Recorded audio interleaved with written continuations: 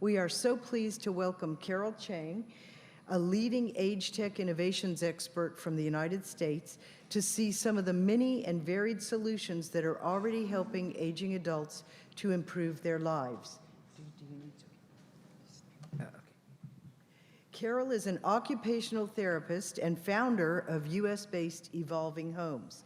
She is an aging in place, age tech, and smart home expert with 25 years of experience in the home and inpatient rehabilitation settings. An important part of her work is guiding homeowners and their caregivers through the often tough decisions required when deciding whether to age in place or find a new space. As a speaker and consultant to companies and universities, Carol explores solutions to design and marketing challenges. Her clients include Toyota Research Institute, MIT Age Lab, and AARP AgeTech Collaborative, where she helps engineers understand the challenges their different user types are facing. Carol, welcome, Carol.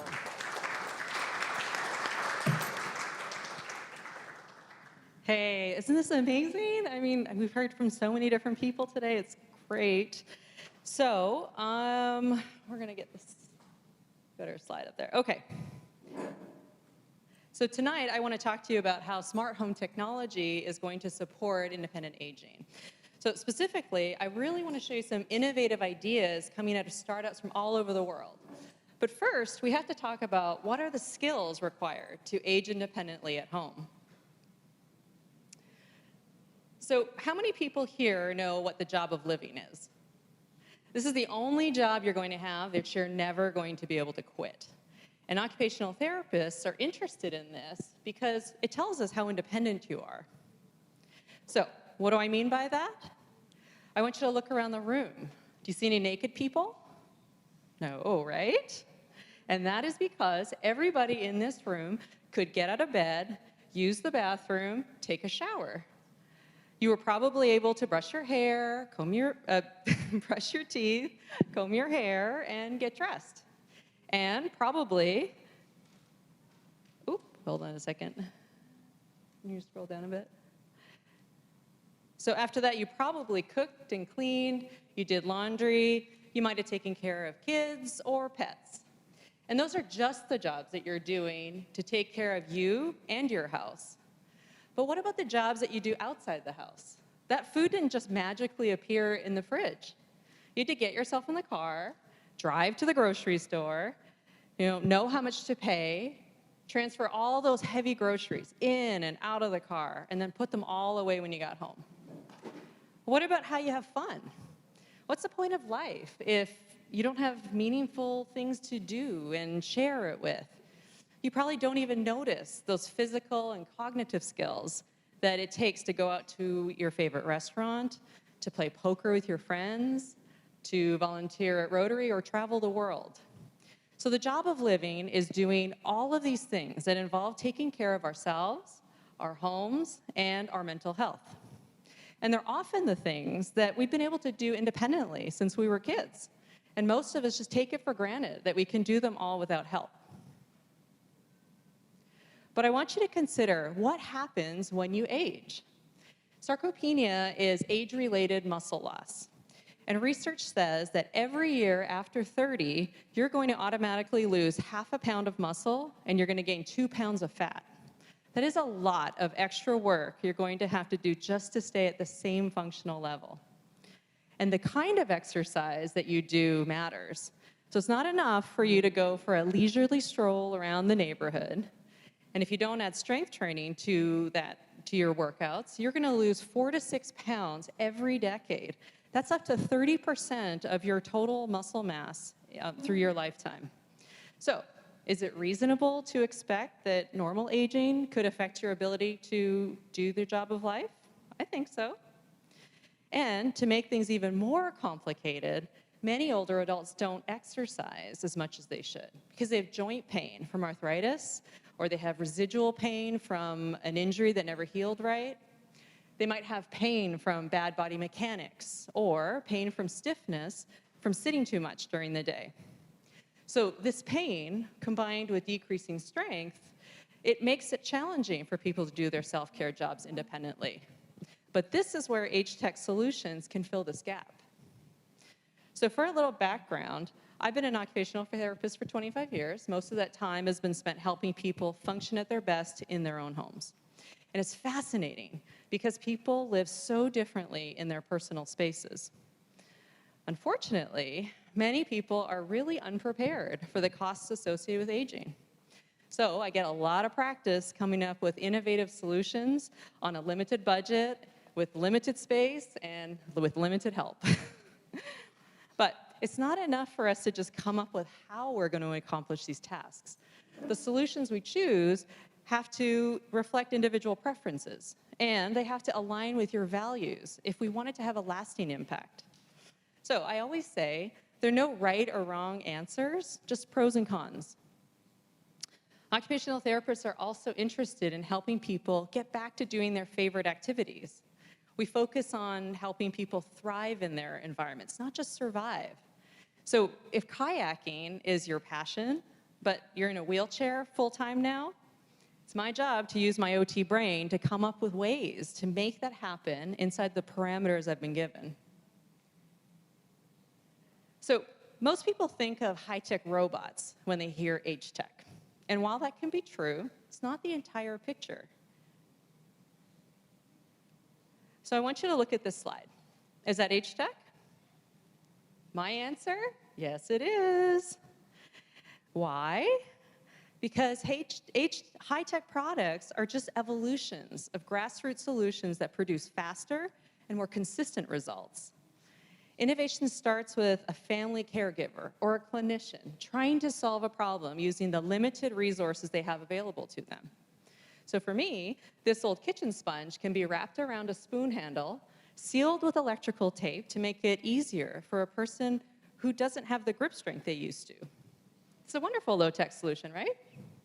No more pain in the knuckles from forcing that tight grip to maintain control over the fork. Now, how did I know to try this? Occupational therapists use a person, environment, and occupation model to identify what the variables are to succeed at a task. This is a guide to know where to look for solutions.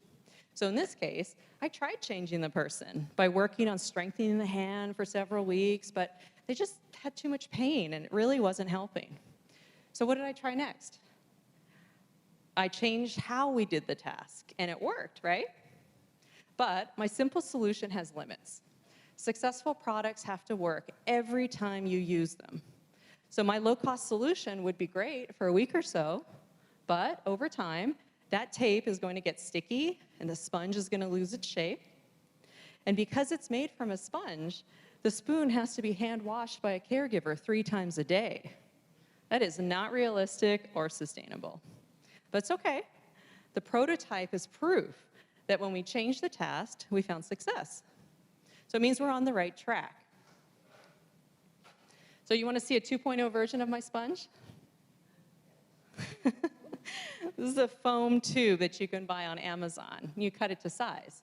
So it'll keep its shape consistently, but you'll still have to hand wash the utensil after every meal. Here's a 3.0 version that's consistent and durable because it's made of plastic.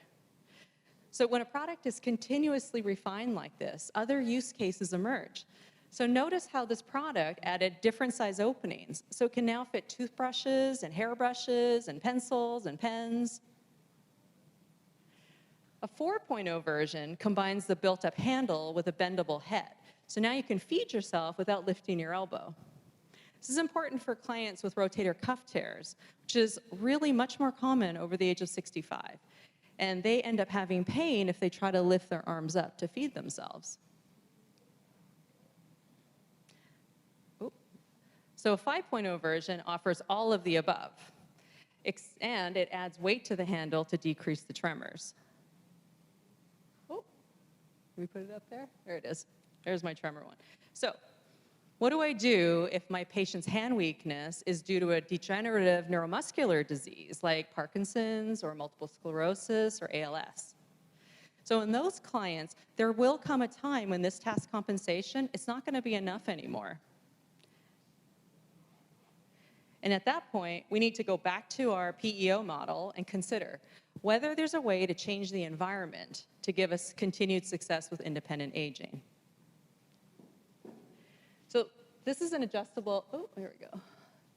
This is an adjustable height table that can be raised physically to support the elbow and bring the plate closer to the mouth. These height adjustable environments are really ideal for multi-generational living. There are several manufacturers in Denmark and Sweden that make not only height adjustable tables, but height adjustable toilets and sinks and countertops. And they can all go up and down with a push of a button. All right, and many of them are available in Japan through Abilities CareNet. So finally, if my patient no longer had control over their hands, OB Robot could allow you to continuously feed yourself independently. And what I love about this solution is that the user has control over the motion and the food choices. So they get to decide what they want to eat next and when they're ready to take their next bite. They're in complete control of their meals with OB's help.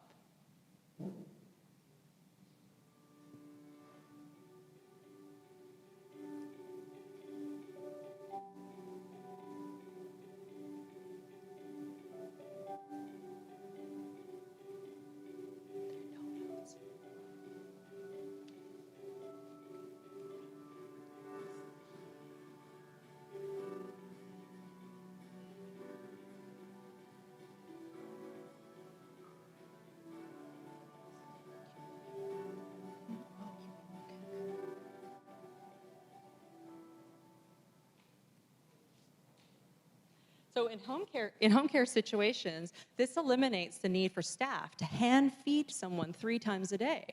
And in a world of staff shortages, the technology is not only giving the patients their dignity back, but it's also increasing staff efficiency. So humans can do what humans do best. So does that mean that you should always choose high tech? I don't think so. It's more important for you to choose a solution. Oops, hold on a second. We're back.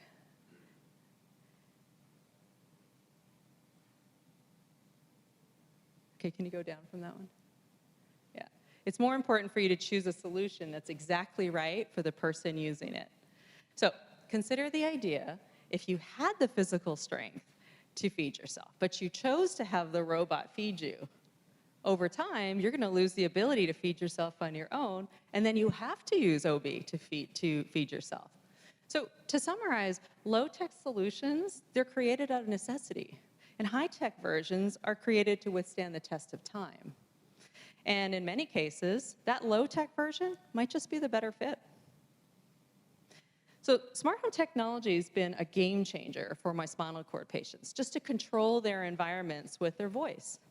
And my clients that have memory issues, they love Alexa, because she never gets tired of answering those questions over and over and over again. But there's so much more out there that people just haven't heard about, and because they don't have a multi-million-dollar marketing budget.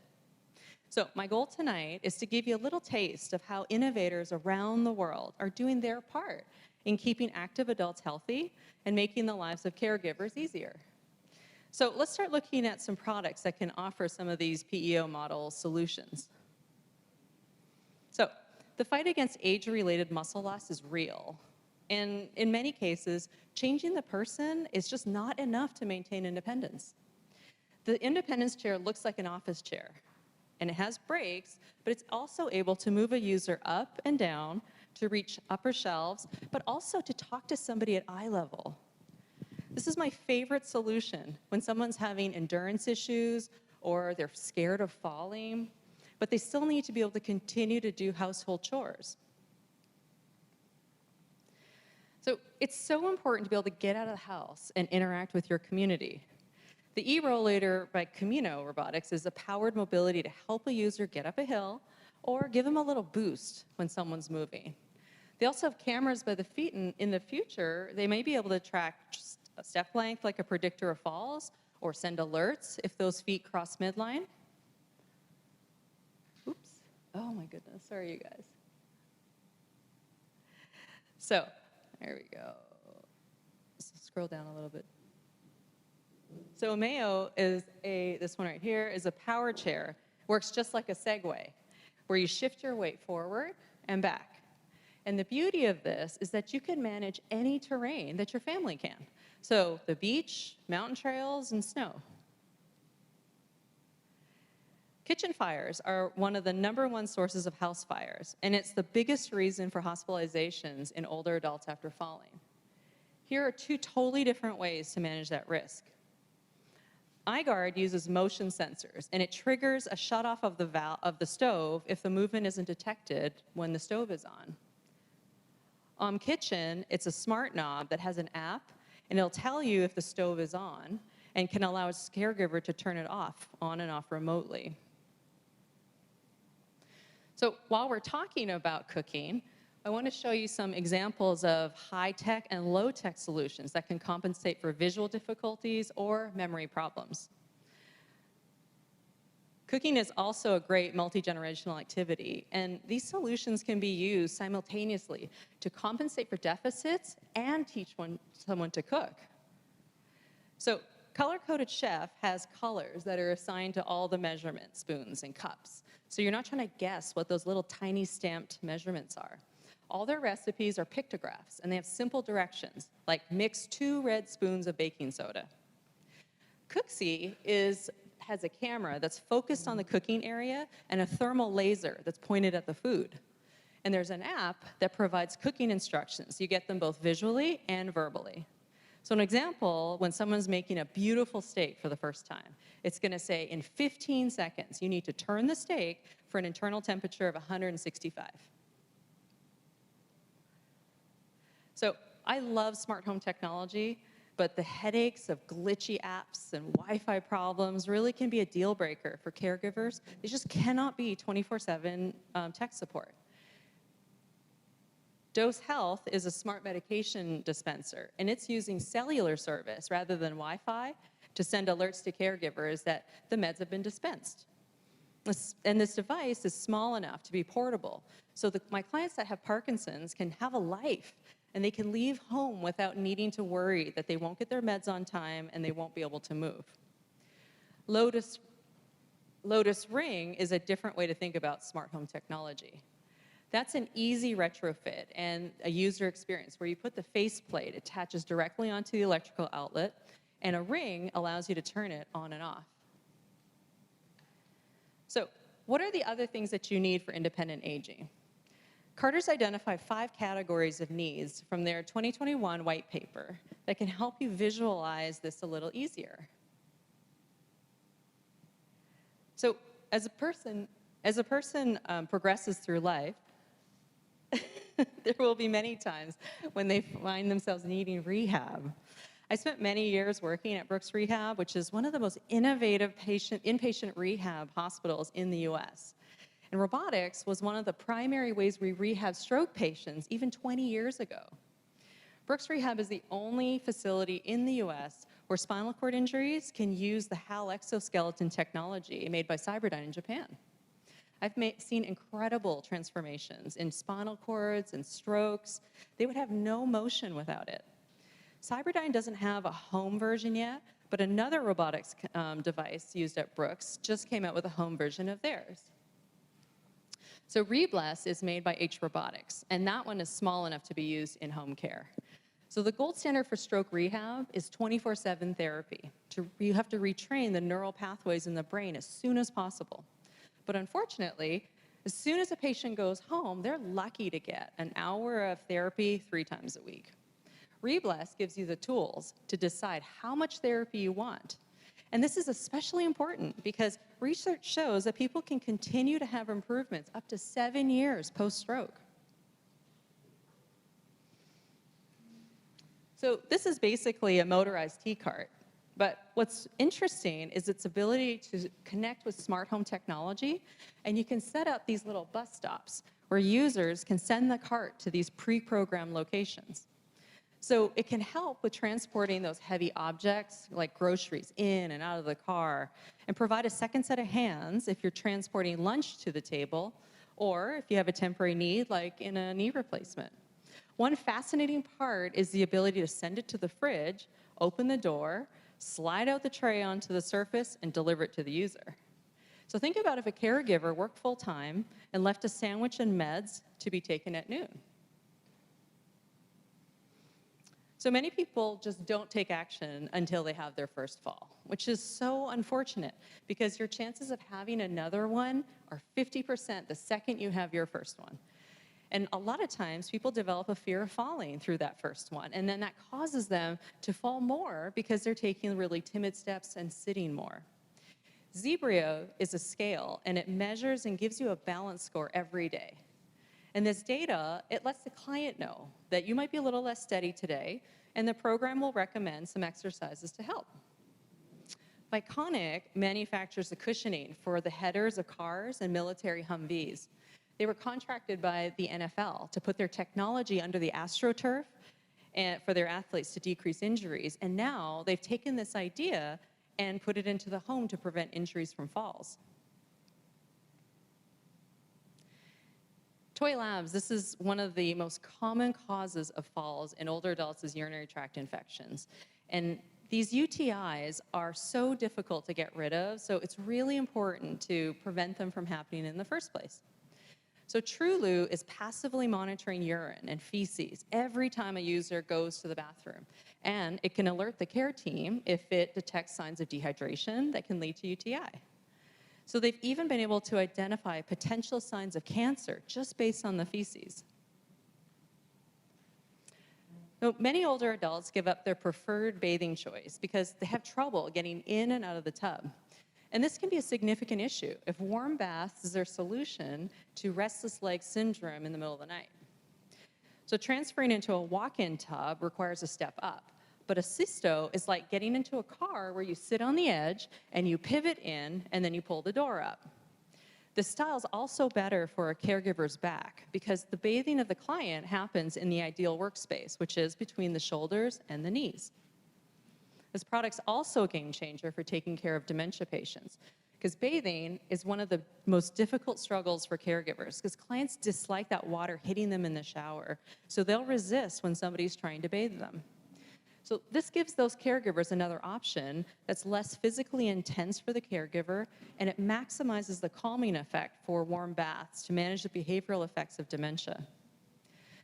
This other one here, Valiero, is a fascinating project because they're rethinking how you do a certain activity, drying off after a shower or a bath. There's so many reasons why I love this body dryer, besides just the environmental one. There are a lot of older adults who only sponge bathe because they hate to feel cold in the bathroom. This can heat the bathroom 15 minutes before, keep it at a comfortable temperature, and then they're relaxed the whole time. They're not rushing the process. Many older adults also have very thin skin, and it can tear easily with just the friction of drying off. So when you eliminate the need to use towels to dry, you're also eliminating the back pain that caregivers are getting with these weird positions they end up in trying to dry somebody off. So 80% of people know that exercise helps you live better, but only 15% of people actually do it. Exercise is hard to do on your own, but LudoFit's found a way to make that fun. These guys have been doing standalone kiosks for years in rehab centers, but it just came up with an app that you can load onto your computer or your iPad to do at home. So it feels just like being in a video game, where you're rock climbing in Thailand one day, or you're riding your bike in the Tour de France, or you are skiing in Switzerland. What I love about it, it's tracking you real time. So if you're getting tired, you might get an alert that says, "Get those knees up." And over here, this is Zinnia TV. And this is one of the biggest problems with caring for dementia patients is the agitation. Especially hard for caregivers who say their parent or their spouse, they were super chill, but now they're mad and they're frustrated all the time. Regular TV is hard for patients with dementia to follow because the characters talk fast and they change subjects quickly. Zinnia TV is more about seeing beautiful visuals and hearing calm music. They also have visual-only stories, so you might watch a group of friends that are out on a hike, and at the end of the day, they're roasting marshmallows by the campfire. So iPhones are just too hard for my patients with dementia to manage because they just can't figure out how to turn it on or how to dial a name in the contact list. RAS phones are always on, and the faces of their contacts are showing on the screen. They tap the face, and the call's connected automatically. The best thing about it is the software behind it, because it allows the caregivers to set all kinds of controls, like who has access to the phone, how do you get getting alerts if these guys are having difficulty. So I don't know about you, but I have to keep my phone on vibrate all the time because otherwise it's constantly ringing from scam callers. So for me, this is just an annoyance. But for older adults, that constant ringing, it can be disruptive and possibly lead to a fall if they're rushing to answer it. So for my clients with dementia, you can imagine this has serious consequences if they're releasing sensitive information to the caller. So LifeGenie is an app, and it puts a barrier between the caller and the older adult. A virtual assistant answers all the calls, asks what the purpose of the call is.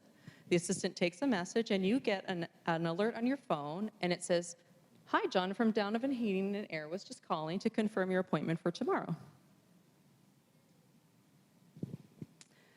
So family travel is a cherished tradition for many, but it's not always possible if there are health concerns for some of the older members. Discover Live is a way so that you can visit places abroad and continue to have these shared experiences together. So how does it work? All the members are on Zoom, and there's a local tour guide that's on the ground, and he's showing everybody the sights, and he's also at everybody's beck and call. So if he passes a shop that's got the cutest little tchotchke that you've got to see and get a closer look, you could just tell him, "Stop, go over there, go this way, go left, go right." So the best thing about it is that everybody in the family gets to ooh and ah, all at the same time, at the same sites, but all without the physical demands of travel. So I have a lot of clients who just love having their grandkids around during the summer so they can play chess or checkers with. And I'm a huge advocate of these beautiful multi-generational relationships. And Last Game Board's a way that can keep that relationship going long after that summer has ended. So for those who prefer tactile pieces, that is also an option that they can provide. So our last one is financial management, and it's because one of the biggest concerns I hear from long-distance caregivers is how to make sure their paid caregivers are not taking advantage of their parents' money. My Flock allows all the members of the family to be kept up to date and be part of the financial decisions of a loved one.